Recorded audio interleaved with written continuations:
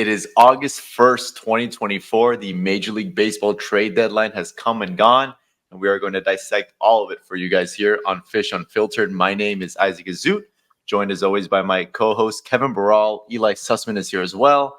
We have a very special guest, Mr. Craig Mish. Craig, we appreciate you taking the time to join us once again. How are you doing today? It's an annual tradition of me joining you guys here on the stream and talking about the trade deadline. And I don't know, we could do this for hours today. I know I have a little bit more limited time than usual, but naturally, it's always great to be with you guys and get into it. Yeah, well, you said it, so let's get right into it. And I think we got to start with just the volume of trades that occurred, not just with the Marlins, but across Major League Baseball. And I have to ask, you've been doing this for a long time. As long as I can remember, this has to have been one of the busiest trade deadlines in recent memory. Is this the busiest you've ever been on a trade deadline day? Yeah. I mean, nothing even comes close. Like, I don't know that I was sitting there back when they traded all those guys to Toronto. Mm-hmm. When they opened up the new stadium and then just got rid of everybody a few months after. I don't think that I was always like doing some of this stuff, but I don't think that day I was sitting there like breaking news. I don't even remember how that was going back then in 2011 or 2012.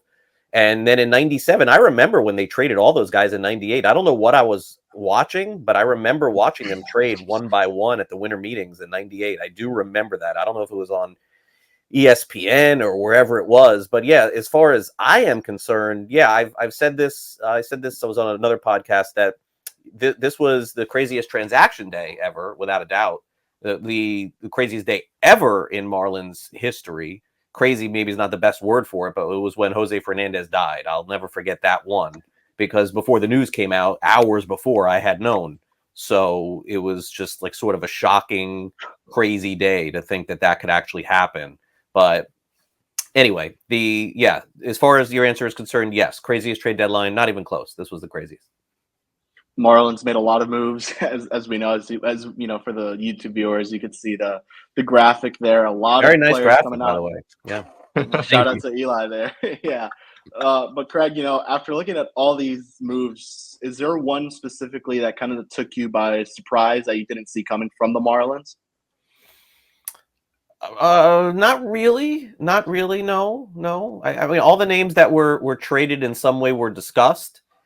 I guess I could say Chargois. Like I mean, I didn't know that he was going to be traded, or Brazaman. Like I guess everybody was in play. Maybe I was a little surprised with them, but no, I would say that I was not. Maybe the timing I was surprised of. I was very surprised as the day was going on, and there was another one, and another one, and another one, and another one. Yes, that was surprising.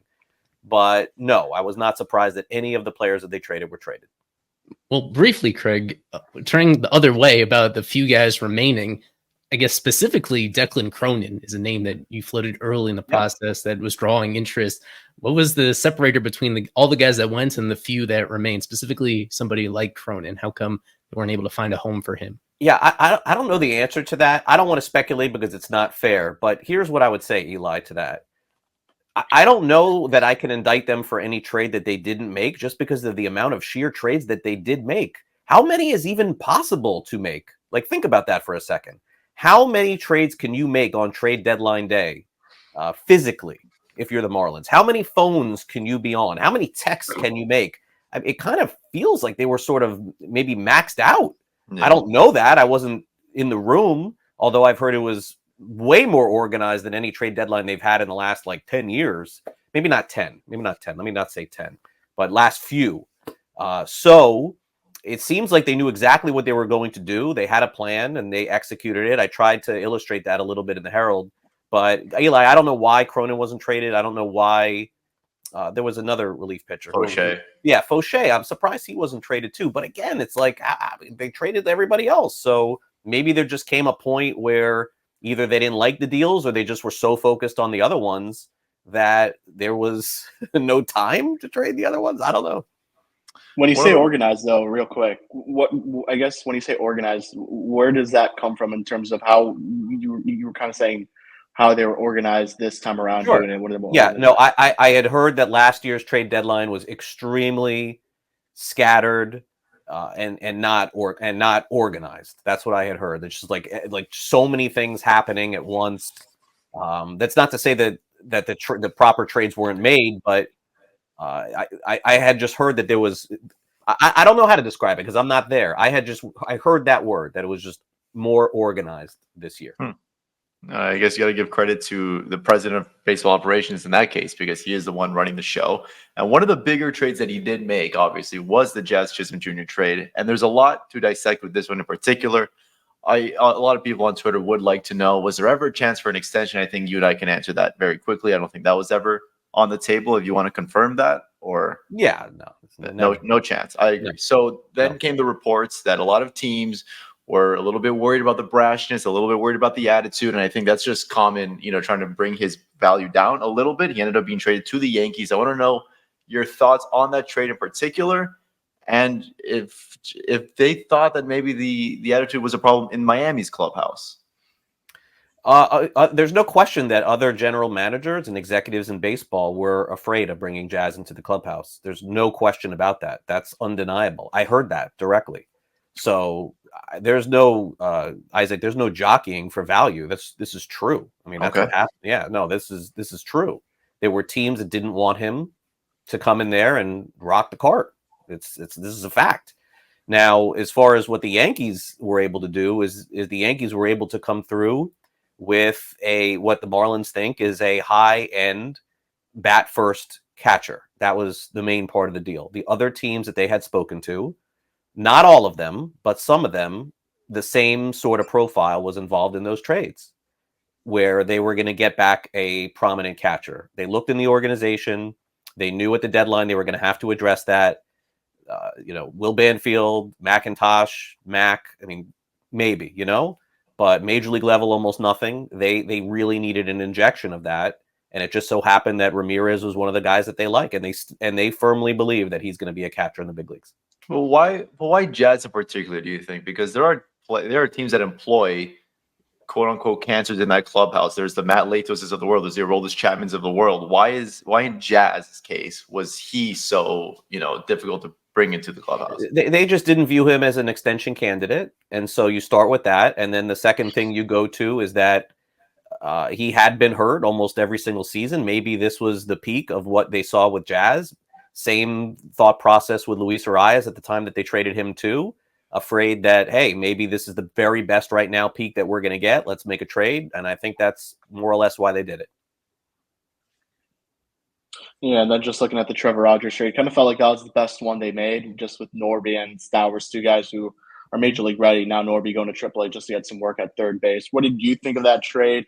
And just overall, what do you think of that trade, the way it moved? It felt like there were some other teams involved. The Mets and the Reds, I believe, were the other two teams you mentioned in your Herald piece. And was this by far the best deal they got for Trevor, in your opinion? Yeah, and by the way, when I just to remind everybody who's watching, when I have opinions, a lot of these are shared or at least implied by other people. I don't call myself smart enough to know prospects or talent at that level. I've never seen these players. I understand that you guys, and there's incredible content creators that are giving us the opportunity to learn about these prospects and players.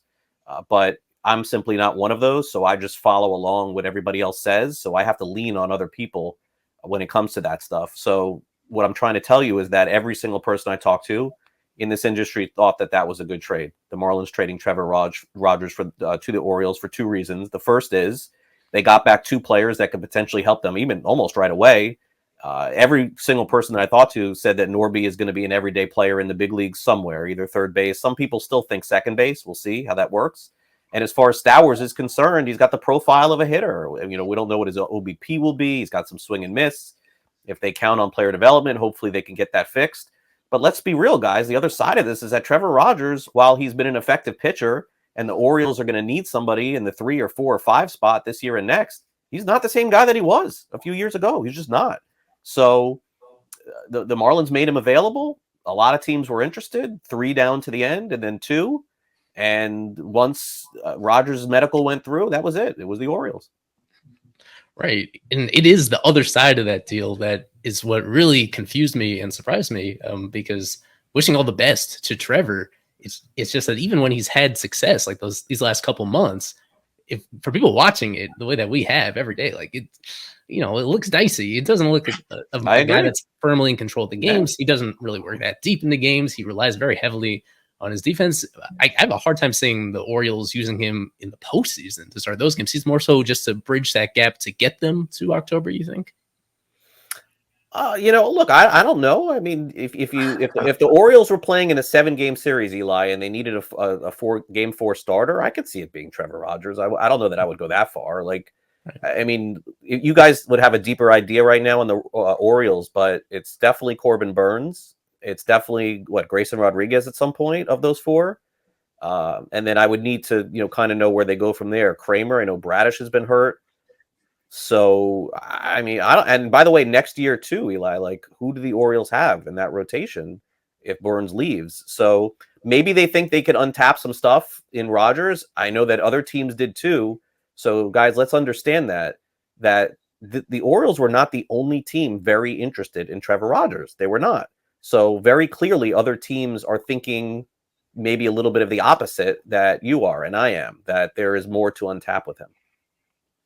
Yeah, and then with the Tanner trade, it kind of felt like the Padres weren't really mentioned too much leading up to this. Kind of always felt like Yankees, Orioles, Phillies before the Estevez trade. What kind of put the Padres, in there right at the end? What made them swoop in and get Tanner? Yeah, the one takeaway from once that trade happened, I think that the one takeaway of the whole deadline, it was really obvious that Peter was just trying to get as many players as he could. Not that they're not good players, but it looked like he was really, as a couple of GMs told me. By the way, this was really interesting too. I asked 2 former general managers who ran the show, okay, in baseball. They gave me the same exact quote, indifferent to each other, quantity over quality. And look, these people are in the game. We're in the game, and I'm not. And if they say that, then to me, they may not be right, but I got to at least acknowledge the fact that it looked like they were just trying to get as many guys as they could, and the Padres offered 4. So I've said before here and other places, with all due respect to the Padres, I have no idea what they're doing half the time. Like, I cannot figure out which direction. Like, they're getting great guys, they're trading great guys. They've had one really good season where they got to the World Series, and that's it. So I don't know. I kind of feel like the Padres have to go pretty far this year, or that deal is going to look really bad for them.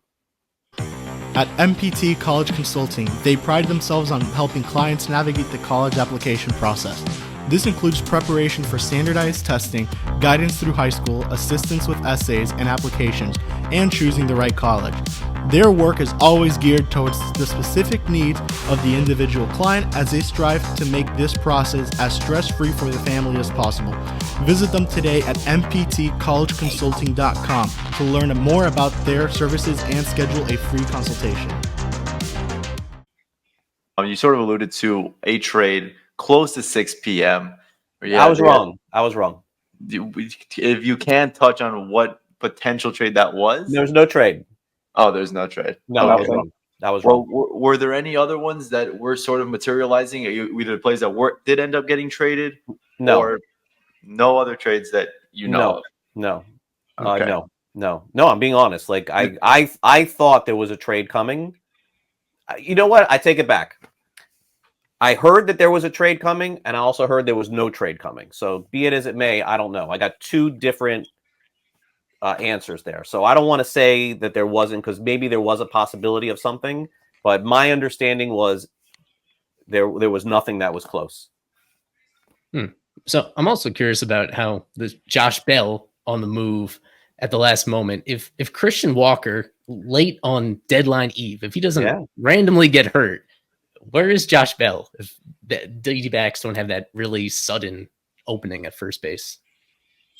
Yeah, I think he's probably on the Marlins until September. And then at that point, maybe it would be a so long situation and try and play somebody else. But yeah, I think you're right, Eli. I think without that injury to Walker, I don't think anybody would have taken Josh Bell. I mean, nobody claimed him, and all the Marlins were getting there was salary relief. But I'll tell you what made Bell an easier player to just move for the money is that what I've learned, and I kind of knew this a little bit, what I've learned in the last few months is that is the kind of guy you want to have in the clubhouse as you're trying to make the run for the postseason. I guess I didn't really get to know him all that well in his time here, but phenomenal guy, guys. Like A+ character, even if he's not hitting, somebody that you want to have around. I think the Diamondbacks just wanted to bring him in at the very least, even as a presence at $2 million. That's not a lot of money for them to spend. Yeah, I would agree. We've got to know Josh Bell pretty well. He actually was a guest on our show last year with Kevin and I, and he was nothing but a class act. That's what I've heard. That's what around the league, everyone, that was the universal thing that I got. Hey, if this guy doesn't even do anything, it's just really good to have. He's the kind of guy you want to have around. Right. Switch hitting power bat off the bench for any postseason team, that's valuable. And another really class act guy I want to ask, he started throwing bullpens recently, and there's a couple of things I want to touch on with Sandy Alcantara. One, you know, at this rate, obviously the Marlins are well out of it, so there's no rush to bring him to major league, to a major league mound. But do you see him starting minor league rehab games at some point in September, perhaps? No, I don't think so. I think it'll be just a clean off season, then he starts up next year. I think that there were some discussions as far as what to do specifically with him at the end of the year, but to answer your question, no, I don't see that happening. Sandy is a guy with very strong opinions, and obviously he's going to make his own choices with some of this stuff, but the organization probably will step in, and you'll see him on what promises to be, I don't know about you guys, but I'm thinking that the national broadcast is going to be Marlins Pirates on opening day of next year. I mean, I'm thinking that is going to be the main game. Yeah, and you have sort of touched on it on X a little bit. You're sort of mentioning people are asking you, are they going to trade Sandy next? He's the only real guy left that is making significant money. And you made a great point that how valuable in this league, in this time right now, someone that can guaranteed eat you innings. Do you see them ever possibly dealing one of the better pitchers in franchise history? Anything is possible. I mean, Juan Soto was traded from the Nationals, so you know anything can happen. But I was talking to somebody about this in the game the other day, and the comment that they made to me was that, look, even if Sandy was Sandy of 23 was not Sandy of Cy Young, but if he's somewhere in between Cy Young and Sandy of 23, are you kidding me? At 200 innings? Who's doing that in baseball? So for example, ERA, I know is a stat that not everybody loves, but let's use it. If his ERA was like 4.06, but he threw 220 innings, like what's that worth in baseball these days? So a lot. I just think that he's a very unique player and the kind of guy I hope stays around. Like when guys get traded, I do have personal attachments, and of course I'm friends with some, but that one would be really tough for me to absorb. That would be a really difficult one. I don't know. I would have to stay away from social media that day. Yeah, for the next couple months of the season, it's going to be rough viewing for this Marlins team. One of the few things keeping people going is the possibility of seeing more debuts, mainly from the guys they just acquired. The Agustin Ramirez, he's already on the 40-man roster, and Connor Norby, he already has big league experience. And even that other guy from the Padres trade, Mazer. Yeah, well, Mazer has experience, and even a bunch of them do. So, how many of them do you think we see in the big leagues down the stretch? Just of the trades or the entire system? I guess both. Yeah, anybody in particular from the trades, or just guys who are already in the system? That so I think so Mazer, I'm not so sure about, because the consensus is that maybe the Padres rushed him a little bit to the big leagues. So I don't know that he would come up. He may just spend time in AAA. If there's anything that we could say is that the Marlins have developed pitching constantly. So maybe that's the plan with him, to have him in the minor leagues. Same with Snelling. So I can't give you the answer for those two.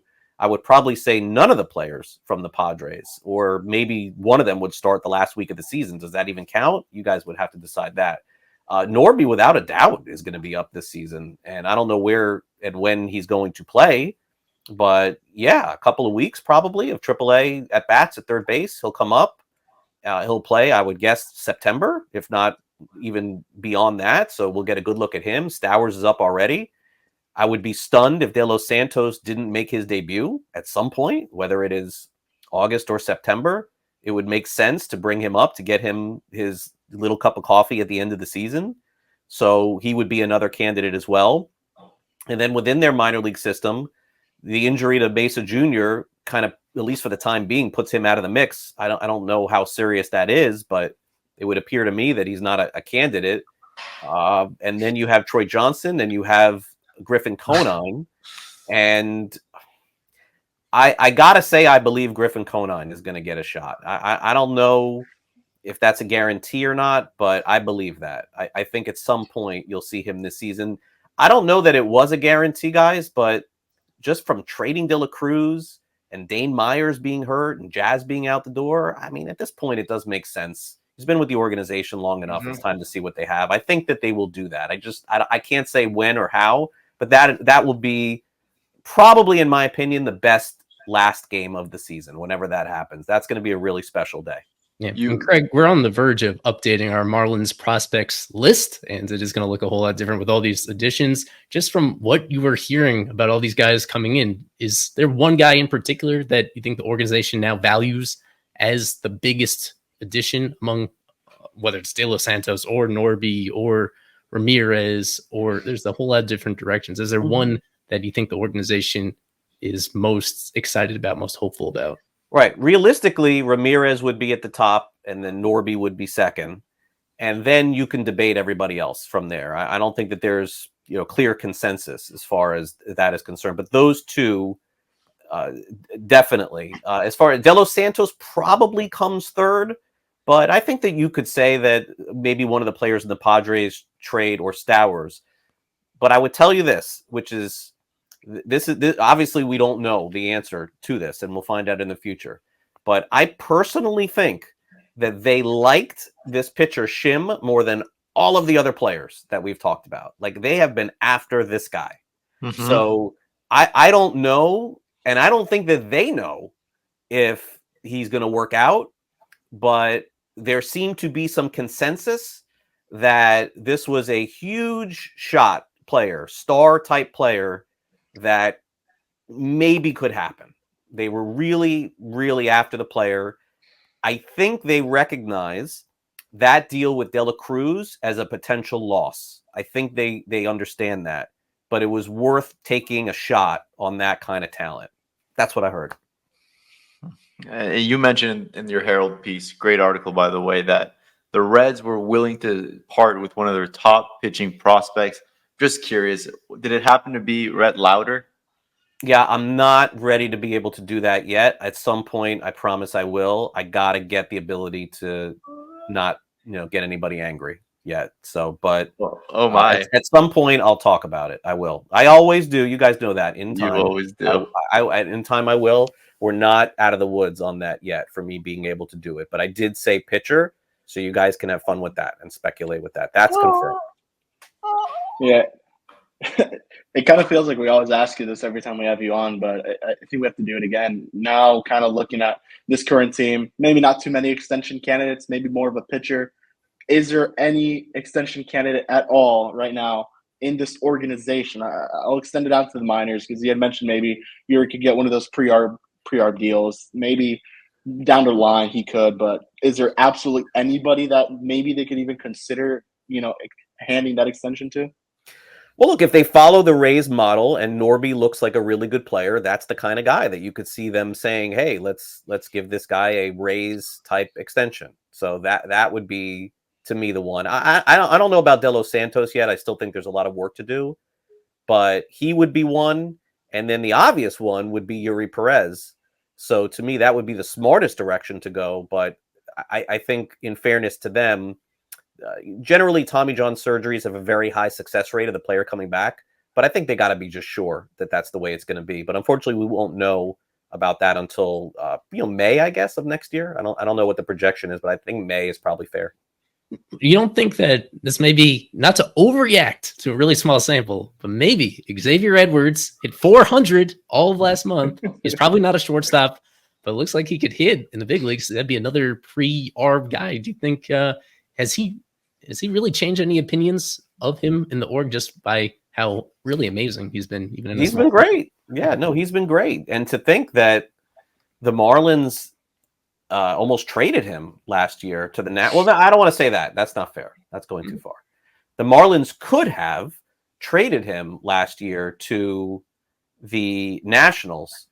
That's who the Nationals wanted for Candelario. So Marlins would have gotten Candelario. The Nationals would have gotten Edwards. But the Marlins didn't do that deal. So that's something I don't think that I've reported before. There you go. I gave you guys something good. Right. No, there you go. Yeah. So good thing that they didn't do that, because he looks like an everyday player. I want to go back on that, because when he was playing shortstop, I think I was a little too tough. And I said, this guy can't play short. I think I said something about that. He's looked a lot better. He's changed my mind a little bit. I don't know that, as you said, he's a full-time shortstop there. I haven't seen, has he gotten a significant amount of chances there to make hard plays and stuff? I don't know. I haven't watched as closely. Yeah.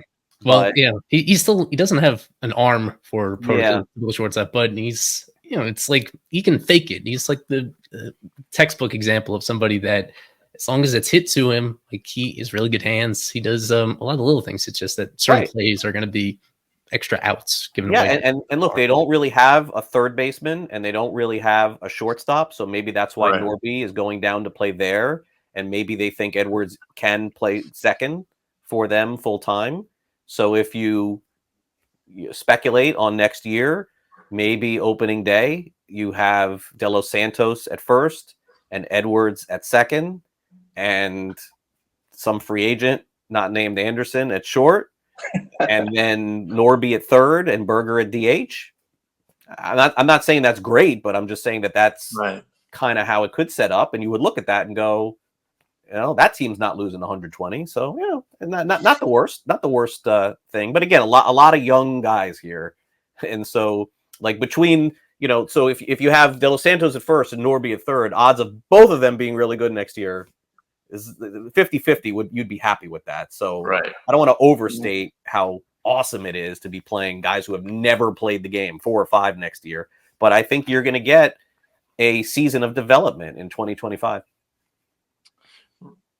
Go ahead, Eli. Yeah, just one last one from me, and we touched on it in general, but this is obviously Peter Bendix's first deadline in charge, in much different circumstance than last year. I know you take pride in getting to know these people well, in addition to just following the news.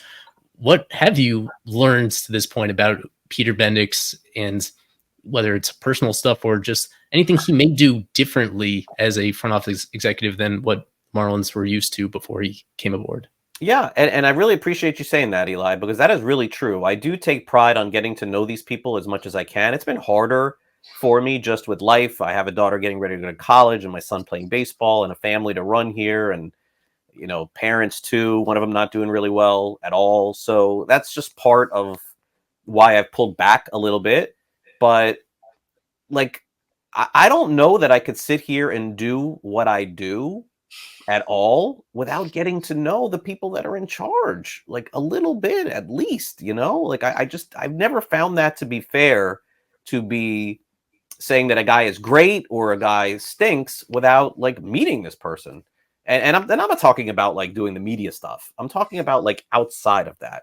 So, what I could share with Peter about this whole entire thing is that there really is he has a plan of what he wants to do, but there really is no black and white. Like, the trade deadline presented itself in a way that, and I believe he said this the other day too, that they were maybe not surprised, but pleased at the fact that there were just so many players that they acquired that are more major league ready than what they thought. And before the deadline, when I spoke to him about that, he told me it's going to be the best players. So if the best players are in single A in the Dominican Prospect League, that's who we're going to go for. If it's the best players in double A, then that's what we're going to go for. So I remember him saying it could be a combination of both. It could end up being one or the other, but they're not going to be picky about it. I think he firmly believed that the minor league system was extremely poor and had to be redone. And once the players just started presenting themselves to him, I think that he just did all those deals. So I think everything went to as planned, and all the players they got in return were targeted players. And the one deal, again, of them all, by the way, because I think all of the other ones haven't been panned by almost anybody. But the one deal that you question a little bit, and it's fair to do it, it's fair to be critical. I would be critical to him on it, was De La Cruz. Because not that the player is great, but like, why now? Like, why not in the offseason? Why now next trade deadline? Like, why, because it on paper, it really doesn't appear that they got much there at all. Like, it's true. But that was the big swing at the trade deadline there. So we may look back in a couple of years and say they got nothing for De La Cruz, but we also would look back and say they got a lot more for an expiring contract on Yimi Garcia than we ever would have thought, regardless of what comes back. Because in the end, that's how that whole deal was tied. Right. And you say that because you're just, the whole industry is just not very certain on Shim being able to stay healthy. Is that the concern? Is that the main concern? Major concern. Yeah. Major concern. Major concern from everybody. Right. But in doing the research and speaking to people, if you went back a year or two ago and said that the Marlins could potentially get this guy in a trade for Bryan De La Cruz, there was no chance whatsoever. That's how coveted this guy was. It has gone completely the other way now, and it may stay that way. I think we have to call it what it is. There's a possibility that the player is just too hurt to be effective, shoulder, arm, whatever it is. Mm-hmm. But there's also that chance that they hit not just a home run or a grand slam. So we could end up panning the deal easily in a year and saying, hey, the guy never worked out. What did they give up? They gave up Bryan De La Cruz. Right. They did not value De La Cruz in a way that other teams did, and were fielding offers, not just from the Pirates on him too, but that player Shim was also a player that they would have wanted in the Jazz deal. He wouldn't have been the primary, but they would have wanted him in the Jazz deal too. Not that it ever got to that, but they had been targeting him. Is there any way you can touch on the catcher who maybe they wanted from the Pirates, or the? It was more on the Royals than it was on the Pirates. It was more on the Royals. The Royals had 3 catchers. It's a little bit convoluted. So when Peter was speaking to other general managers in the game that I've spoken to, catcher came up a lot. Yeah, and on a lot of different teams. I'm not sure that the Pirates were really one of those, but I know that the Royals were.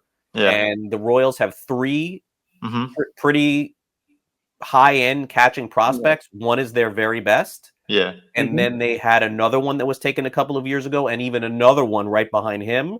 And the way that Kansas City, I guess, was looking at it was, when they were taking those catchers, was Salvador Perez is not going to be around very long, and here he still is. Yeah. And I think he's going to catch next year too for them. So I think maybe they were looking at it like, all right, like we can trade one of these 3. But their entire package was not as good as the Yankees one. And I think they liked Ramirez better as a hitter than the other catchers involved with Kansas City. And again, New York's package was just superior to Kansas City's. Was it the top one, Blake Mitchell? I don't know exactly. Do I know that? I have to go back and check my notes on that. I don't think so.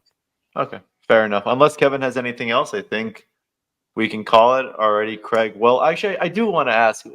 I got about 10 minutes if you guys need anything else. Will we ever see Troy Johnson in a big league uniform? I don't know, man. I don't know. I mean, look, we all root for these guys. I understand that. This is how many. This is a 3rd president or general manager that's sort of not giving him really a chance here. So he's a great kid, and he's handling this better than anybody could have potentially handled it.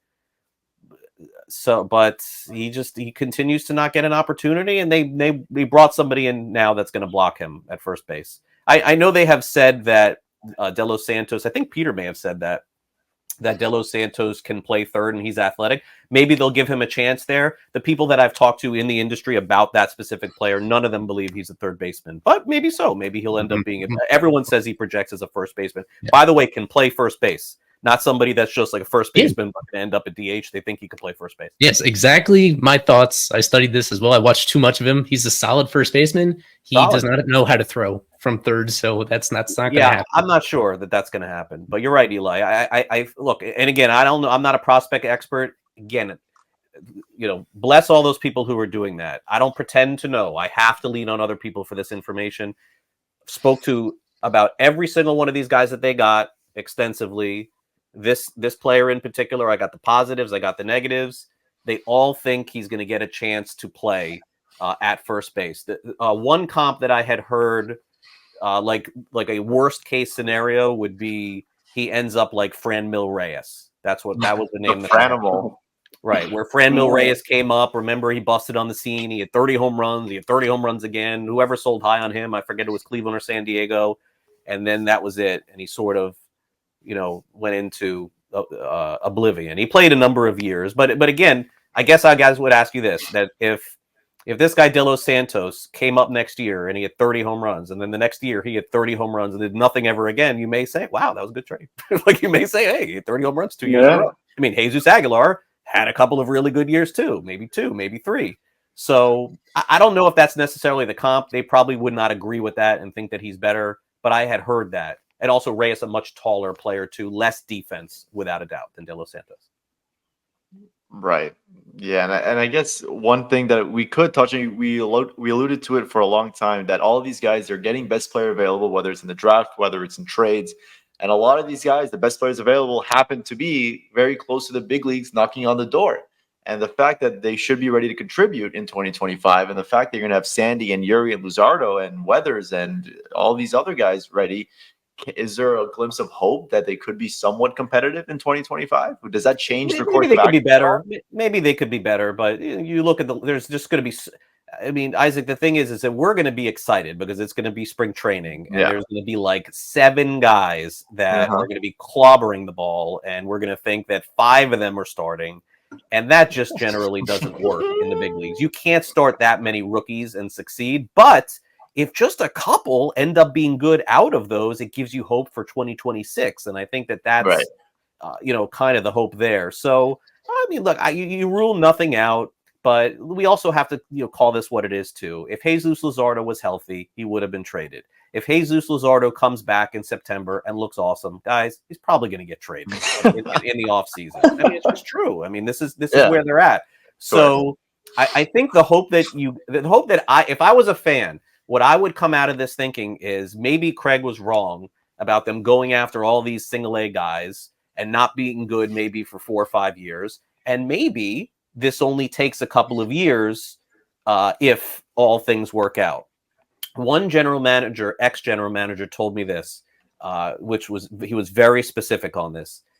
The reason why this deadline for the Marlins was important and also now a little risky because, again, so many high-end guys, is because if the Marlins find themselves, let's say they win Miami. How many wins are they on pace to win? 62? Is that fair? Or are they going to lose? It's even lower than that at the moment. Lower? Okay.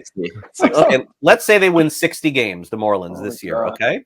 Now, let's say that next year they improve by 10 games. That's a lot. Yeah. But 70 wins, they're going to be wanting to do the same thing at next year's trade deadline. And one ex-general manager told me, he said, Craig, they're not going to have those players at the deadline next year to do what they're doing right now, because they're going to be playing a lot of these young guys. Now, maybe they have a pitcher or 2 to do something, but make no mistake about it, they're not going to have the same assets to do that. So that's why all of these players that they got back in return, a few of them have to hit. Also, that same person told me that Cerna was the most bona fide major league player maybe of all the guys. He thought that Cerna was going to end up not being a superstar, but he said guaranteed big league player. I put that in the Herald too. He's gone off to a good start too. Yeah. Yes. Yeah, he said that guy is going to be playing in Major League Baseball, playing and utility starter in the infield. Somebody gets hurt, that guy ends up playing 100 games, 120 games. Really was a fan of that player. And I think they'll have some guys. I don't think they'll have the same. They're not going to have the best closer in baseball available next year, but they will have Ryan Weathers, Jake Berger, Andrew Nardi, Calvin Fauché available at next year's deadline. How does that sound to you versus this year, Isaac? Not quite as appealing and sexy. Not close. But they will have some guys. But I understand where they'll have some. But you cannot compare trading Jazz Chisholm Jr. and trading a starting pitcher with control, regardless of it, with Trevor Rogers. And Josh Bell didn't work out, but before the year, Josh Bell, these are major league players. Bryan De La Cruz, they're just the person who told me is not right all the time, but what I'm saying, nobody is, by the way. Although some people will tell you that they're right all the time, but no, they're not. So I think that they'll have some players, Isaac, but why didn't Fauché get traded now if he was so, good? Where was the value there? I thought Cronin would definitely get traded. Why didn't he get traded now? Why didn't teams want him as badly now? It's not that they're like preserving him for next year. We know that that's not the case. So they'll have some, but getting Luzardo healthy and getting him and getting a package back for him, I think that's probably the next course of action. I agree. It should be a lot of fun. I think the 2025 draft is going to be the make it or break it. Ethan Holiday's on the board. Let's hope they get the number 1 overall pick here. But that's it's probably an off-season pod for you and us, Craig. You know the new rules with that, right? You guys have talked about this? Yeah. Which part of it? The lottery? Yeah, of course. I was at the lottery last year at the winter meetings. So who's going to have the best chance at the number 1 pick this year? Well, at this moment, Marlins are tied for having the best odds there, but it's only 23% with Colorado, right? Yeah. Yeah. Right. And the White Sox can't because this year or next year. That's very important to note. Yeah. So Miami has an opportunity to get the number 1 pick 2 years in a row. So that would be this year and next year if that happens, and then that's it. So that's why when you look at this thing, there really isn't a lot of incentive to do what the Orioles did or the Cubs did or some of these other teams did, because you're just not going to get the number 1 overall pick. Now, even the opportunity to try for it, there's some merit to that. But if you can't get it at all, there's no merit to tanking. Yeah, I would agree. Craig, thank you very much for this very long episode. We appreciate the time as always. For Kevin, for Eli, for myself, for Craig, thank you for listening. And as always, go Fish.